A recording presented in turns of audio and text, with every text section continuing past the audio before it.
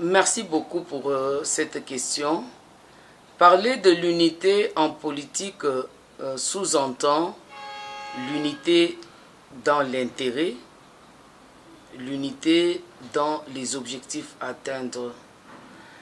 Lorsque nous parlons de l'opposition aujourd'hui, nous voyons plus particulièrement le rassemblement. Et nous savons que le rassemblement a été constitué autour d'un objectif majeur qui était le départ de M. Joseph Kabila. Et je pense que sur ce plan précis, l'opposition est toujours d'accord qu'il faut tout faire, toutes les actions, toutes les stratégies doivent tourner autour du départ de M. Joseph Kabila. Et ce départ sous-entend que les élections doivent avoir lieu le 23 décembre 2018. Parce que lorsque nous parlions, je donne un exemple, nous parlions de la machine, la mouvance présidentielle nous retorquait qu'elle était prête, elle, pour aller aux élections le 23 décembre, et que pour elle, c'est avec la machine ou rien, parce qu'elle n'avait pas de l'argent pour pouvoir imprimer les bulletins.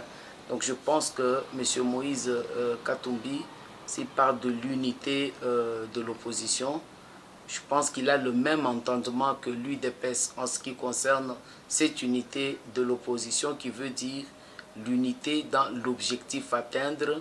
Ce sont les élections le 23 décembre 2018, afin que l'alternance puisse se réaliser autour du nouveau président de la République qui vient de l'opposition, particulièrement de l'UDPS, parce que le glas du régime Kabila a déjà sonné. Pourquoi parler de l'UDPS? Vous savez, le mode de désignation du candidat au présidentiel à l'UDPS est différent des autres partis ou de la plupart des partis. À l'UDPS, nous avions feu Etienne Tshisekedi Omulumba que nous avions décidé de reconduire pour les élections de 2018 s'il avait été vivant, mais Dieu en a décidé autrement, paix à son âme. Il fallait que l'UDPS puisse remplacer feu Etienne Tshisekedi Omulumba. Cela a été fait dans un congrès qui a réuni les représentants de toutes les provinces de la République démocratique du Congo.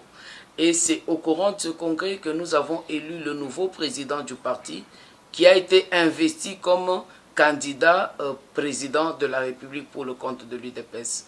Vous voyez que la démarche n'est pas aisée pour que la veille des élections, l'UDPS puisse encore convoquer un autre congrès pour donner ou expliquer la possibilité de choisir un autre candidat qui n'est pas de l'UDPS. D'abord, je parle tout simplement sur le plan de la forme de la désignation ou de l'acceptation.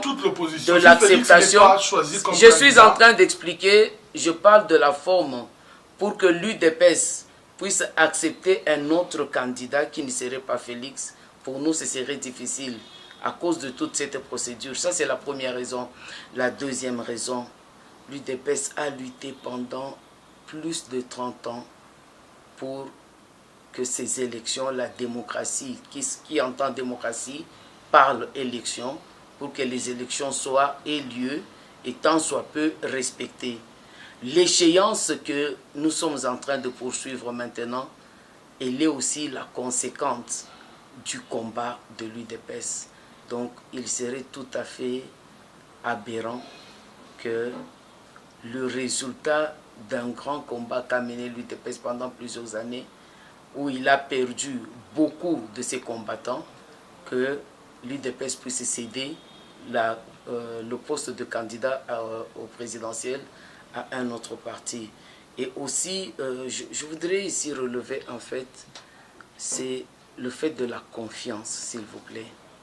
Le peuple congolais a confiance dans le candidat de l'UDPS parce que le peuple congolais connaît la constance de la position de l'UDPS en ce qui concerne l'action pour l'intérêt du peuple congolais.